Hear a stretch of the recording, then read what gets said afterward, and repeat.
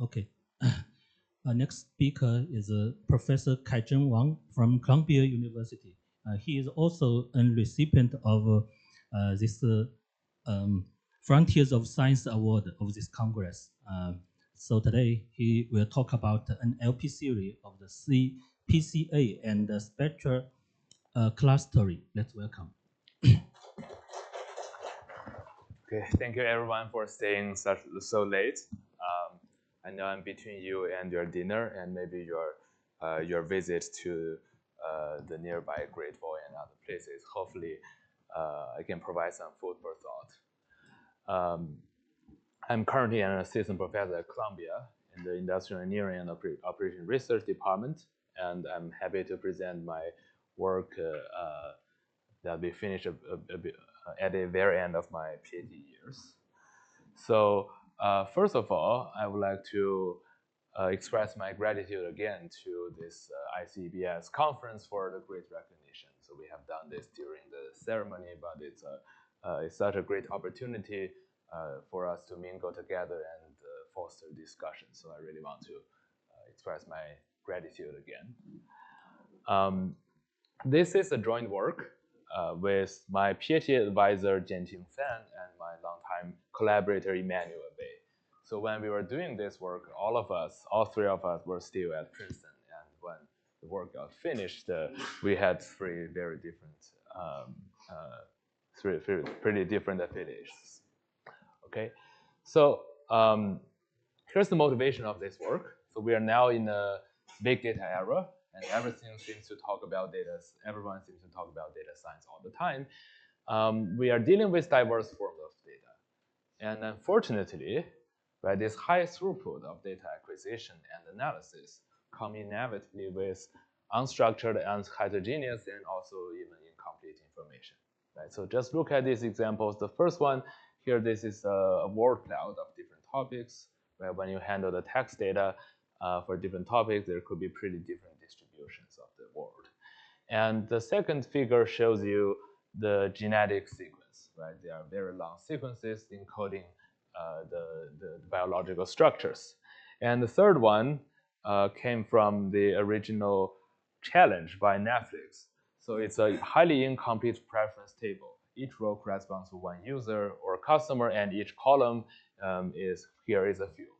So each user, in principle, can have some rating of all of the fields, but there's no one, right? Nobody can watch all of them. So what the company has access to is a highly incomplete and giant table, and each of the user only has some ratings, noisy rating of a bunch of the fields, right? And the goal of the company is to fill in the missing blanks. First, extract some latent pattern and fill in the missing blanks so as to better recommend the fields. Okay, the last figure here shows a social network, and this is highly unstructured, right? It tells you the pairwise relation among people, right? So for all of that data, if you really want to analyze that, right? First, we need to make some mathematical formulation. We need to organize the thing into a helpful structure, and matrix representation, of course, that's the starting point. So you can imagine you have a data matrix that's corrupted. Each row is one person or item, and each column is a vector, is a variable. Okay, and of course your data matrix is going to be huge because you have many people, many samples, and also a large dimensionality. But the common belief is that even though the ambient dimension of the data itself is pretty high, there's very low intrinsic dimension. So in other words, the underlying geometry or statistical mechanism of this whole data can be represented by just a few variables. Okay, low intrinsic dimension. We will make better sense of it through some examples. And from this illustration, so on the left, as I explained, this is your raw data matrix. It's huge and it's dirty, and we want to decompose it into a very clean and neat form with very clear patterns plus some noise, right? So we want to denoise this whole data. Okay, so how do we do that? Well, mathematically, we can represent this whole thing through a low-rank decomposition. We have the data, so n samples, and each sample has dimension d. So we have an n by d raw data matrix, and that has a signal part and a noise part. The signal part consists of the product of two small matrices, the tall one and the fat one. Okay, so originally each sample is in dimension d, but in many such models, the underlying geometry can be explained by a much smaller number of variables. That's denoted by R. So here, so in statistics, we will say each sample has R latent coordinates because there's a latent embedding. And then the latent embedding gets mapped to the original space through some linear transform. And of course, you can extend that to nonlinear transform as well, plus some noise.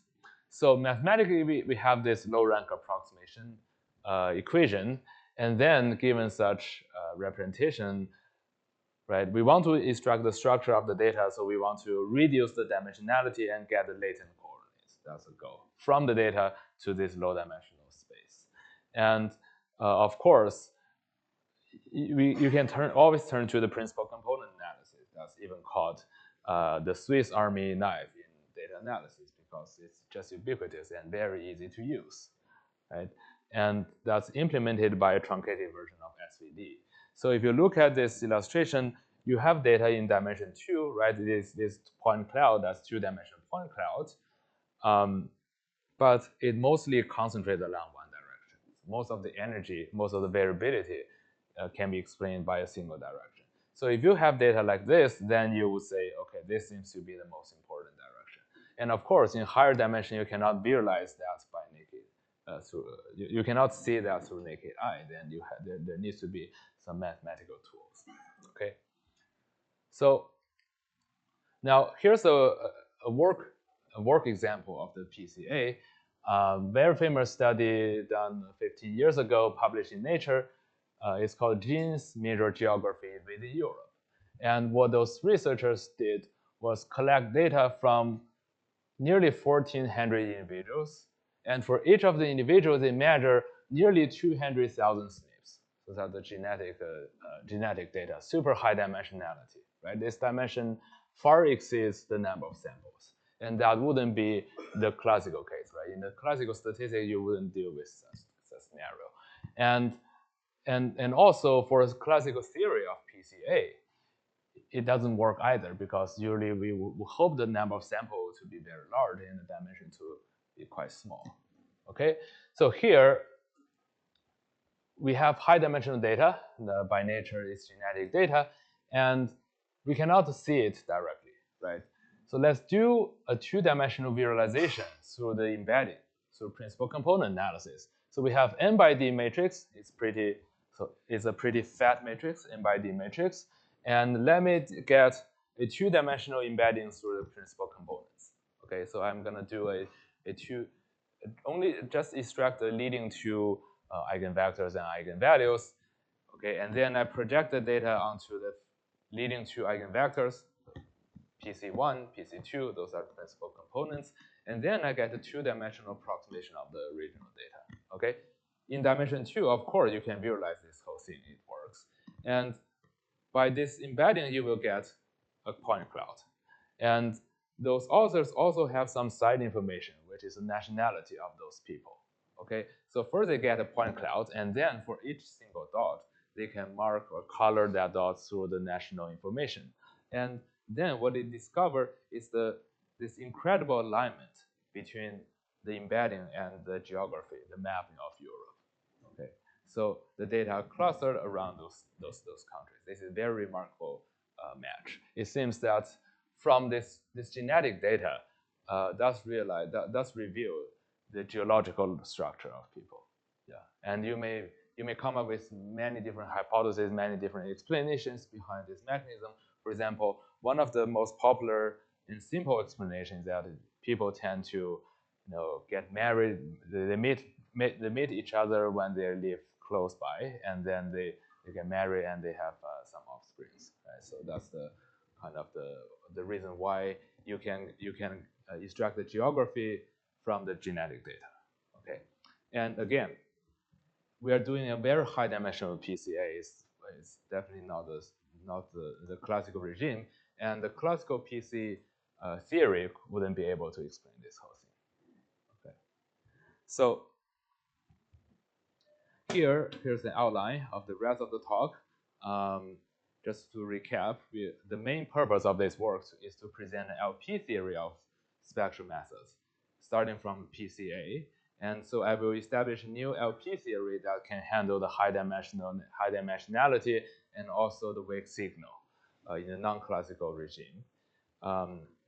We'll first present some theoretical results regarding the principal component embedding, and then apply this theory to some examples, like clustering examples from mixture models, and also contextual community detection.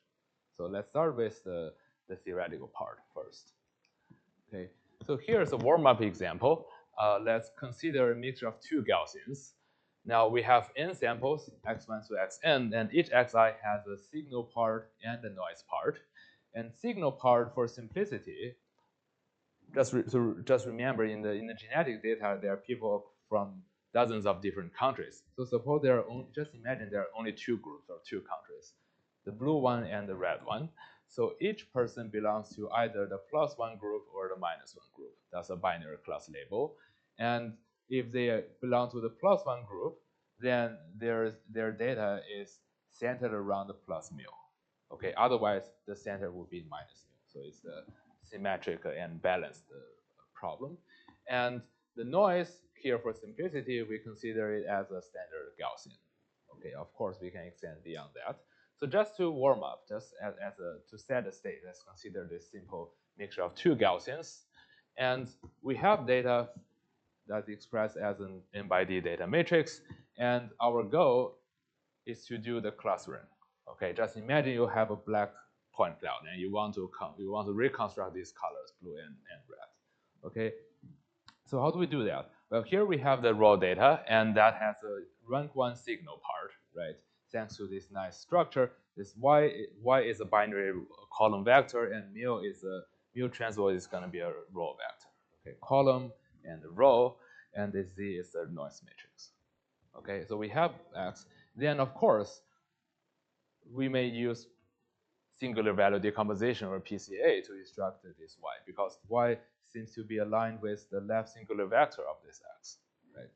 So let's do clustering by PCA, and because we have this rank 1 plus noise structure, now let me start with the data and just extract the first leading singular left singular vector, okay? Because without the noise, this is precisely a rank 1 decomposition. The left singular vector is the y itself. Now, with the noise, we hope the whole thing is going to be stable. So we hope still the singular vector is aligned with the truth, okay? But the singular vector here, because of this noise perturbation, is not going to be binary. It will not give you perfect +1 or -1, so it will give continuous values. But that's fine. We can do a rounding just to round to the nearest sign, okay? And that is singular value decomposition. You can equivalently implement this whole thing through an eigen decomposition. Instead of starting from x, here you do the gram matrix xs transpose, right? Then eigenvector, because it's symmetric, and same thing. Okay, so either they give you the same thing, and now how do we analyze that, right? And also, do we need to improve upon it?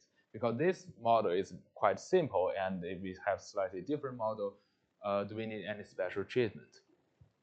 So it turns out that we need some minor tweak about this algorithm. Instead of doing the PCA and rounding, let me just change it a little bit. So I'm going to compute the gram matrix, but then do a hollowing step by removing all the diagonal entries. So hollowing means you have a square matrix and you just zero out all the diagonals. That's very simple. And from this hollowed gram matrix, I continue the previous steps. I do an eigen decomposition and I take the sign. Okay, the only difference between the analyzed approach and the previous one was this hollowing step. And hollowing turns out to play a very important role in improving the concentration of measure and also guarding against the heteroscedasticity. It's a very long and hard to pronounce word in statistics. It took me quite a while at the beginning to learn this word. But it basically means in our previous case, all of the individual samples have the same amount of noise. But heteroscedasticity means they could have different amount of noise. Some of them have low noise, some of them have high noise. Okay, that's the meaning. So hollowed PCA plus rounding, and that will be our target for analysis. Okay. So this is the approach. I have the data matrix. I do gram matrix hollowing, leading eigenvector, and then entrywise rounding. And I want to understand whether this is a faithful recovery of my underlying labels, right? I hope this, by rounding, I will get plus or minus ones, but how do these estimated labels align with the truth, right? What's going to be the error rate? So let's deal with that. Now, in parallel to this whole thing, let's do imaginary experiment. Imagine there's an oracle world with a noiseless version of the data. Originally, we have data x, that's signal plus noise. Now, in the ideal case, we have some x bar, that's the signal, pure signal. If we have the pure signal, and then we do gram matrix, singular value decomposition, then we will get the perfect recovery, right? So how does our estimate recover the truth? Well, that's a matter of how close these two trajectories are. Originally, they have similar inputs, but not exactly the same. And then they go through similar procedure. We hope this procedure has some stability. And finally, the empirical eigenvector should have almost the same signs with the true one. Okay, and because we are looking at those individual entries, you can imagine each individual entry is a person, is a person's label, is a person's nationality. Then we care about the individual entries rather than just their average performance.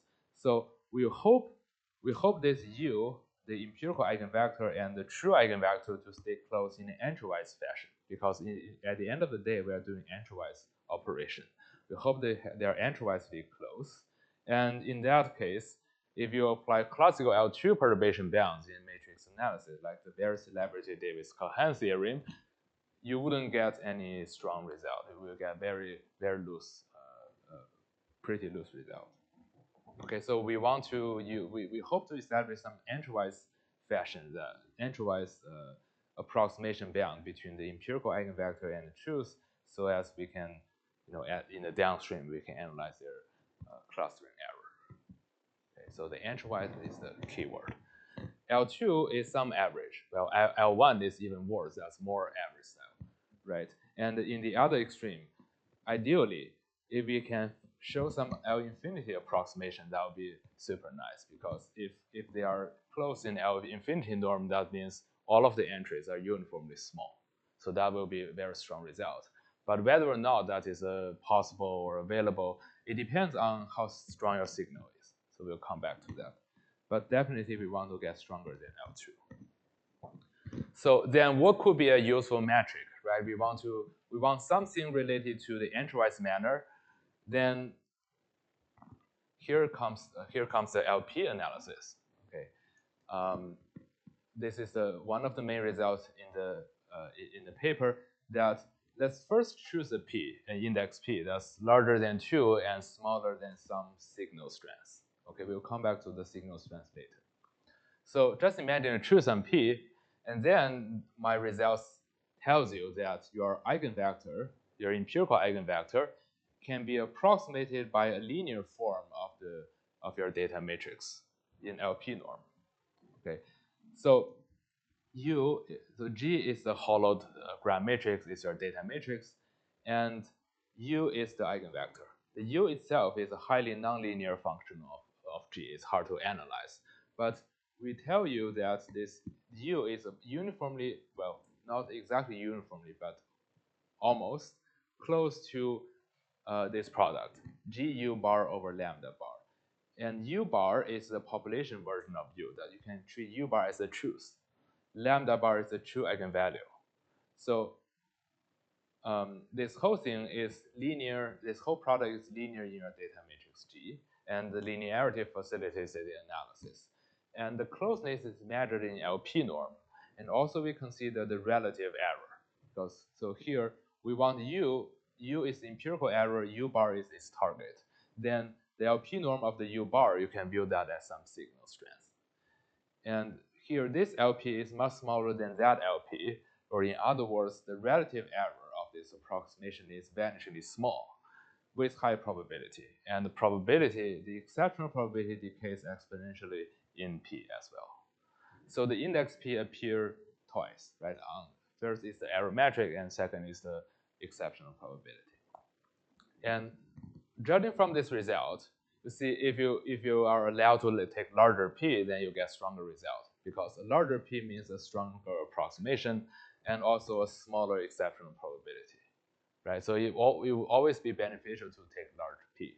But how large that P can be, it depends on how much signal you have in the data. And what is the signal strength? Well, here the signal to noise ratio in our Gaussian mixture model is measured through this quantity. You can check out from our paper for more explanations. But this mu, just to remember, is okay, let me draw a little bit. So we have data. Here this is 0, and here this is mu. So we have lots of samples here. This is the normal mu identity. And there's a symmetric cluster, right? Minus mu, maybe use a different color. Okay, here's a different cluster, and that is normal minus mu identity. So the separation between the two clusters is measured by this length mu. And the noise level, well, noise depends on the dimensionality. So in one dimension, then the noise is quite small, and in high dimension, then you have a large degree of freedom for the noise. So after the whole calculation, you will realize this thing is going to be the signal to noise ratio. And we hope we need the S and R to diverge in some sense. And as long as these conditions are met, then you can take P all the way up to the signal to noise ratio.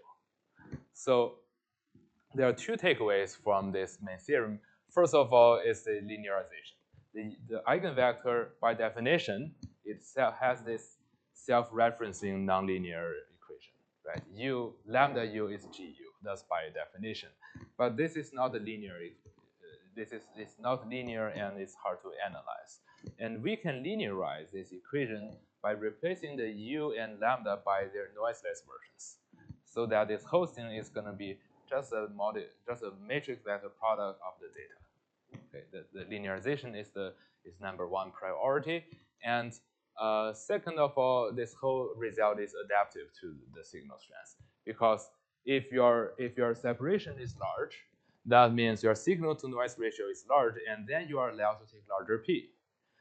And by taking a larger P, your result gets stronger, right? Smaller error probability and the stronger norm for the approximation. So it's totally adaptive to the signal strength. Okay, and now let's go back to this Gaussian mixture model to see how that result helps us understand the clustering error of this whole thing. Okay, so so sorry, one last word before we move. In the spectral case, if S and R grows at least as fast as log n, then signal to noise ratio is still finite, but by taking an LP norm with P proportional to log n, then your norm is essentially just an L infinity norm. Okay, so LP norm in dimension n, then so in other words, in dimension n, then the LP norm with P proportional to log n is just the same equivalent to L infinity, okay, up to some constant. So in that strong signal regime, we can get the L infinity approximation directly. That is the entrywise uniform. So in other words, in order to get L infinity, this uniform approximation, you don't really need the S and R to be infinity. It's okay if it's finite as long as it grows fast. Okay. So here, let's go back to the clustering example.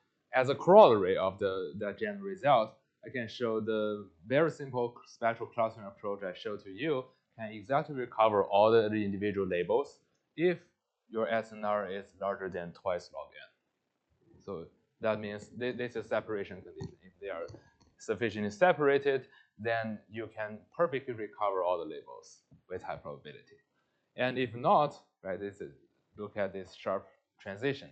If not, then you may not be able to recover exactly, but still we have an error bound. We have a bound on the expected error or average error. And this error decays exponentially in SNR. There's a smooth transition. If you do some algebra, there's a smooth transition between the two regimes. And both of them are optimal. But before our work, the result is only known for much more complicated algorithms. Yeah, it's the first time for this very simple algorithm.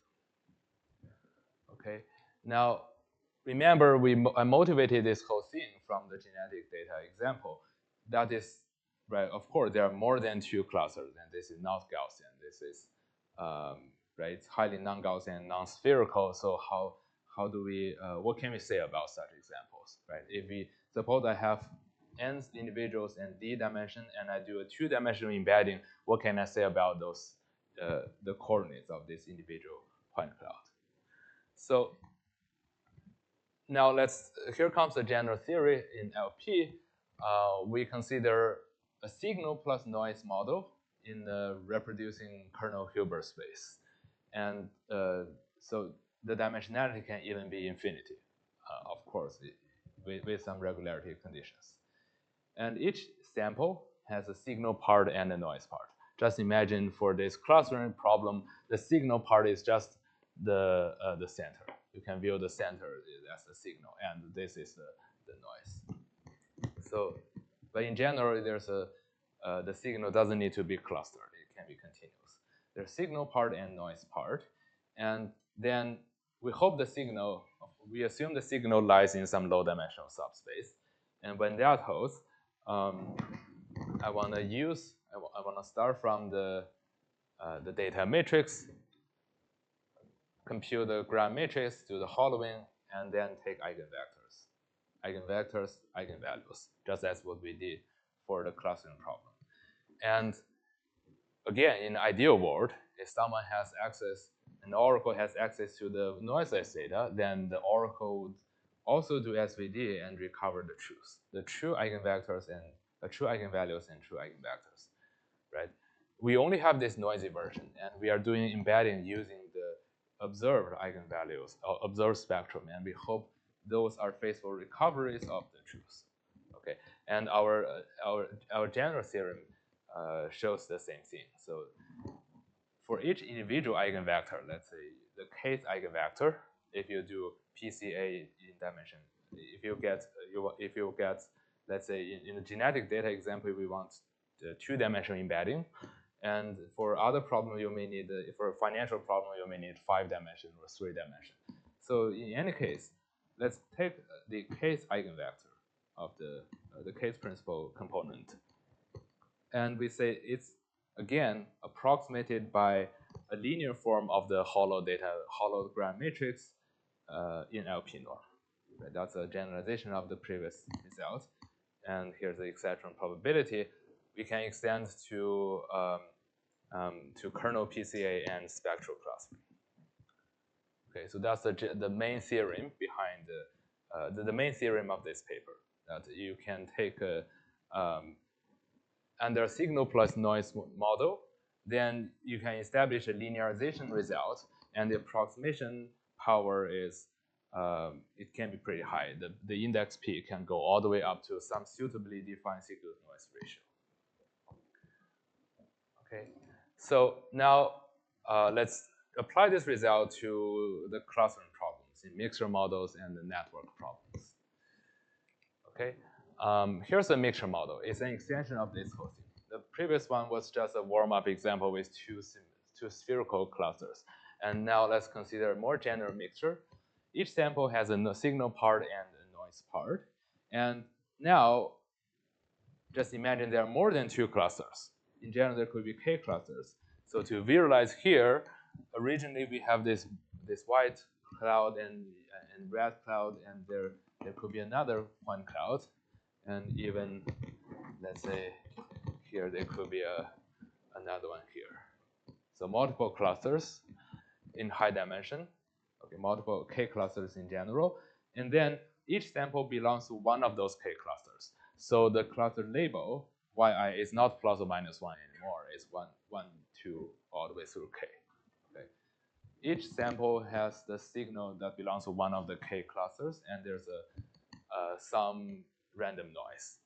And here, technically, we say the noise is sigma I sub-Gaussian. So you can imagine, okay, if this is the first time you see this notion, you can imagine each zi is Gaussian, 0 mean Gaussian, and sigma is a covariance matrix.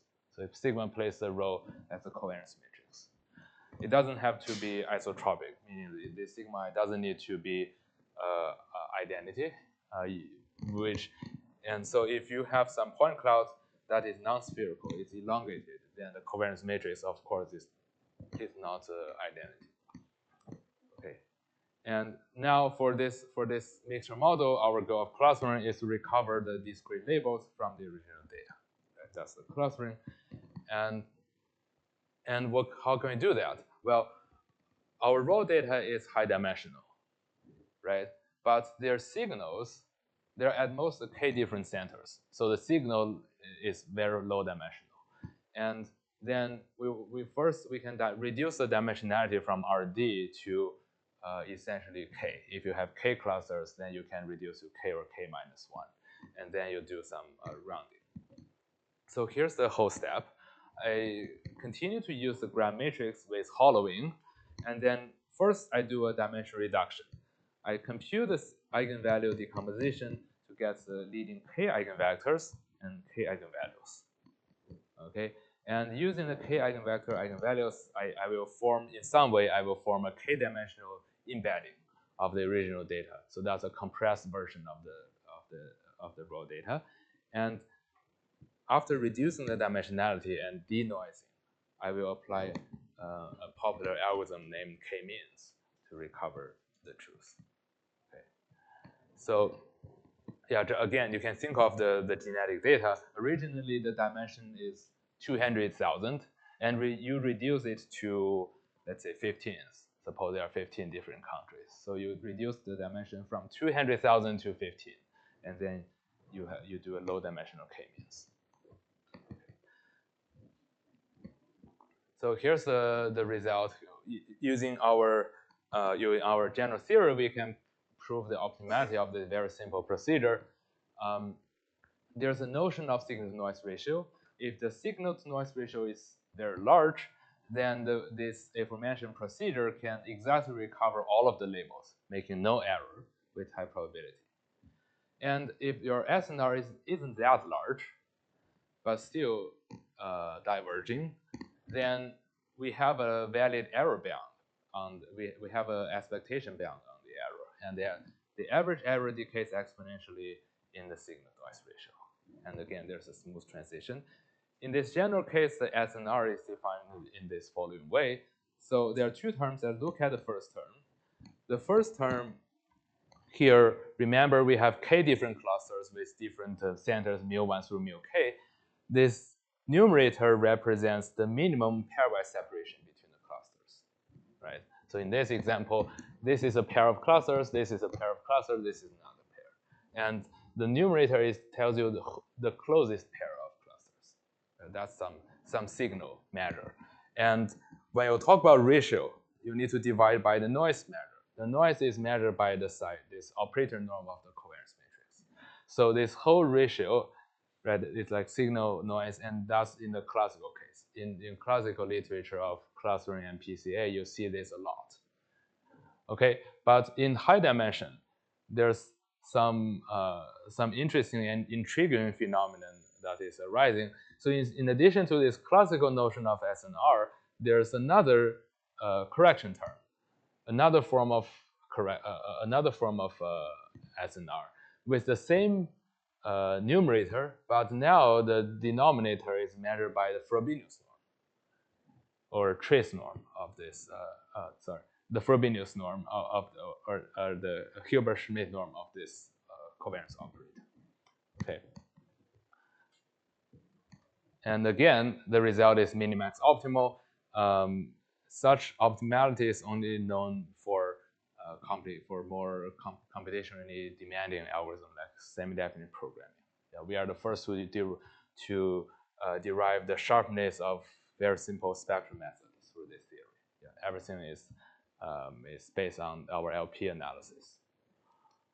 Okay, so finally, let's go to the contextual community detection problem, and again to illustrate the power of the analysis.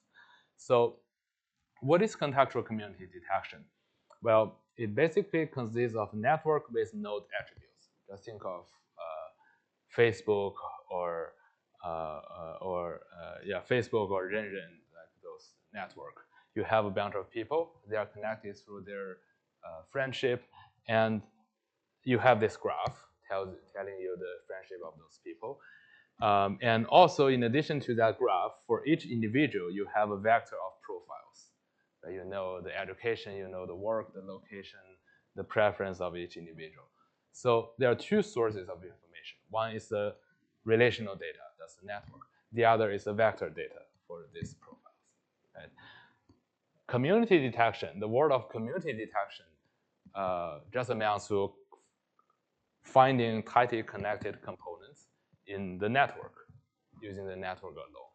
And contextual community detection, well, as the name suggests, you want to borrow the strengths of these two sources. You want to use both the network and the node features to better get the clusters. Okay, very popular problem. And of course, you have two sources of information. You need to model the relation and get the recovery. So for the node, for these node attributes or features, those are vectors. And let's imagine there are two different clusters. So it's natural to continue using the Gaussian mixture model. Okay, let's use that original Gaussian mixture model with two clusters to describe these node features. So every individual has a d-dimensional feature, and that feature vectors is close to one of the two clusters. Okay.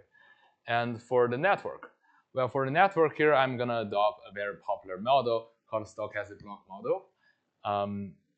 A network, right, we view it as an undirected, unweighted graph, and we can represent this whole thing into a symmetric adjacency matrix. Thus, you have n people, so there's an n by n binary matrix.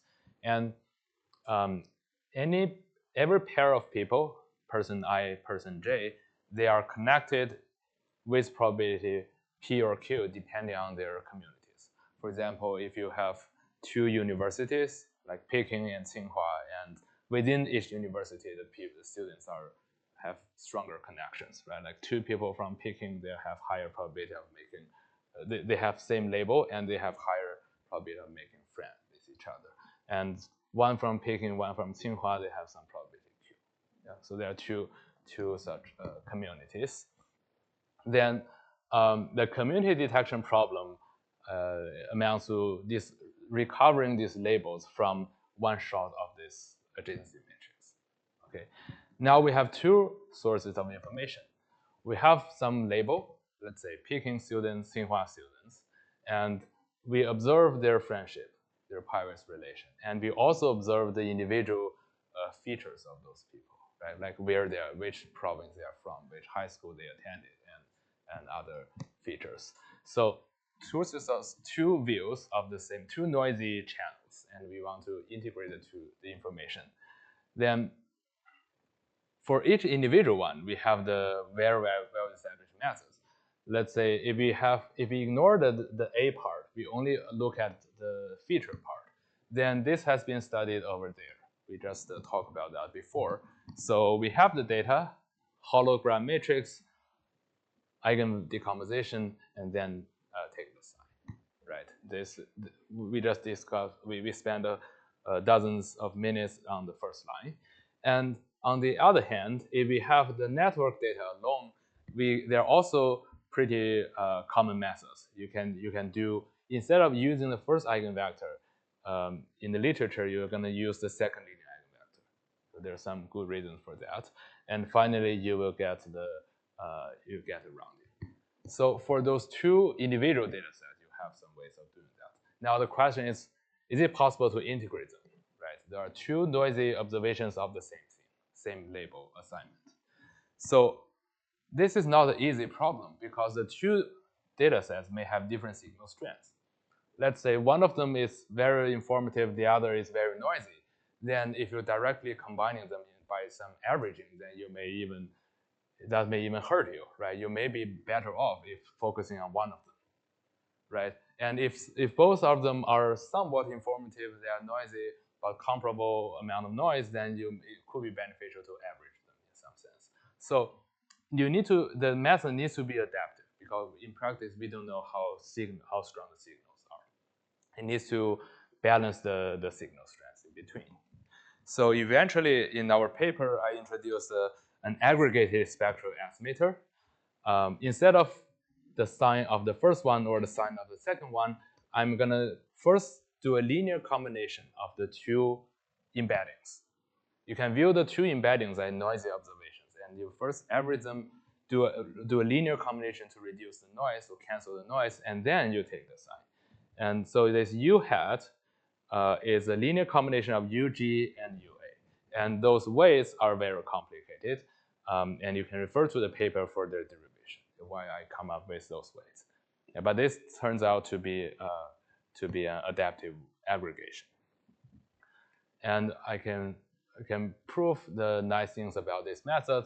Let's say using the stochastic block model and the Gaussian mixture model, if I measure the signal, if I take this calibration, meaning that for two people within the same community, they are connected by probability A times this quantity.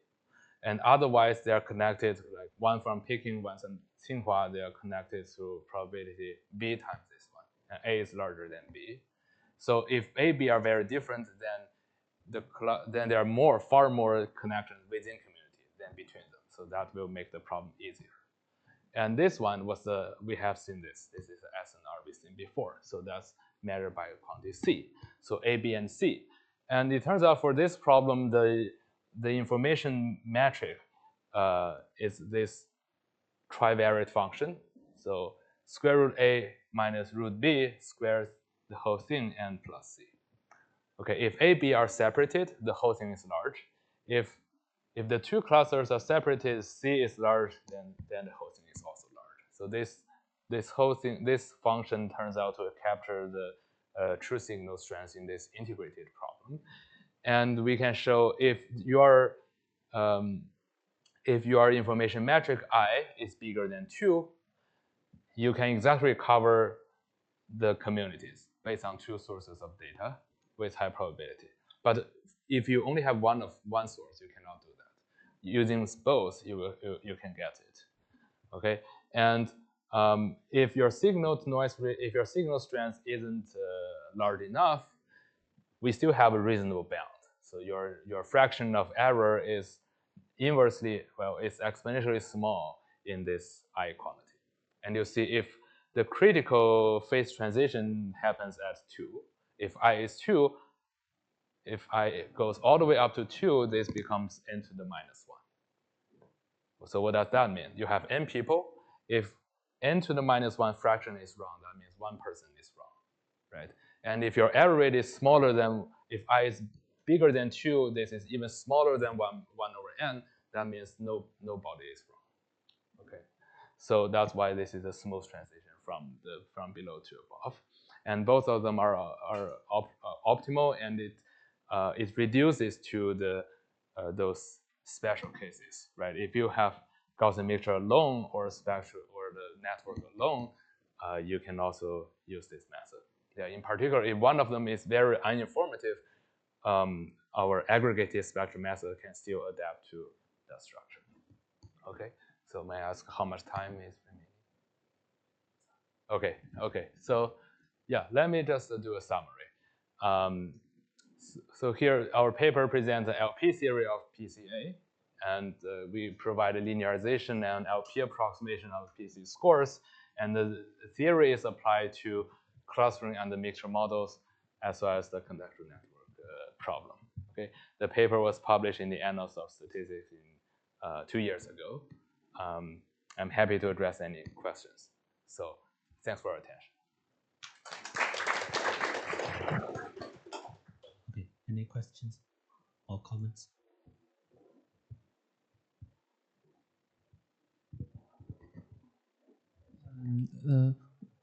Why do you use the hollowing operation? What?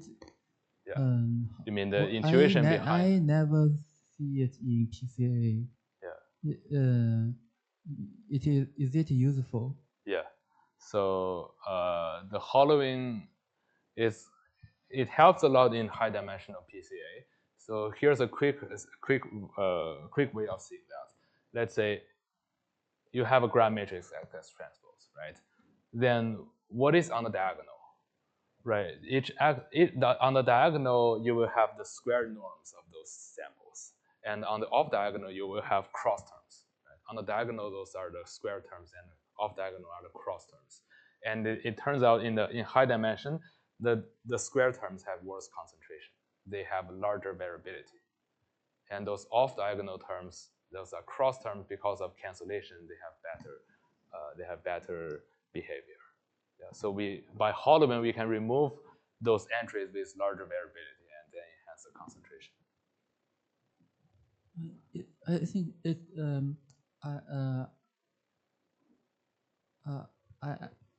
I recall that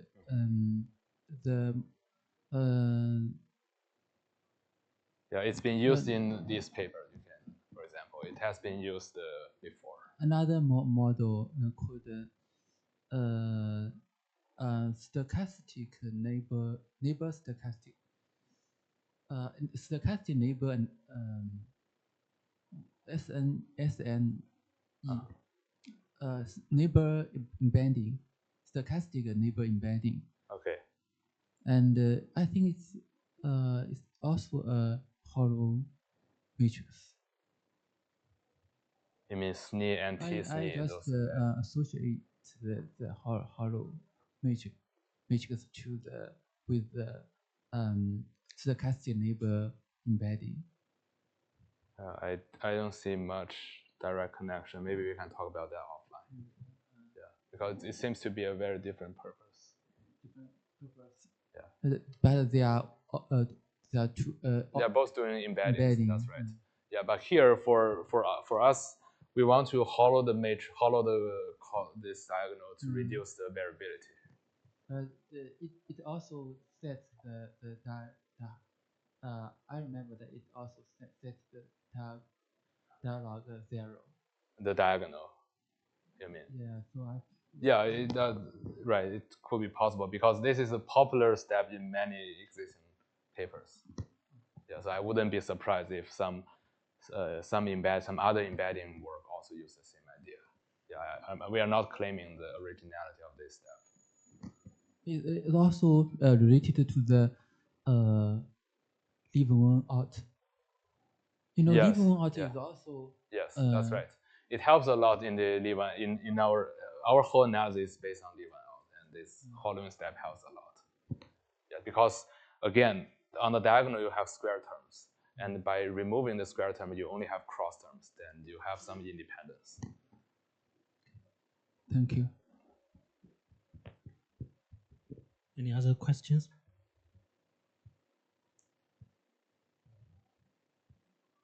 Okay. Let's thank the speaker again.